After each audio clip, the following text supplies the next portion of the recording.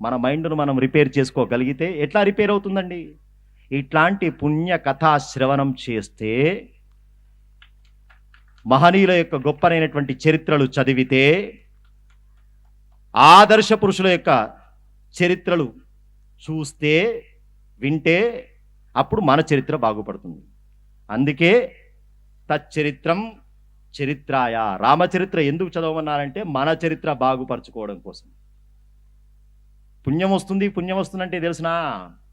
మామూలుగా పుణ్యం అంటే, పుణ్యం అంటే నిజమైనటువంటి పదం చెప్పాలంటే పరివర్తన, నీ జీవితంలో మార్పు.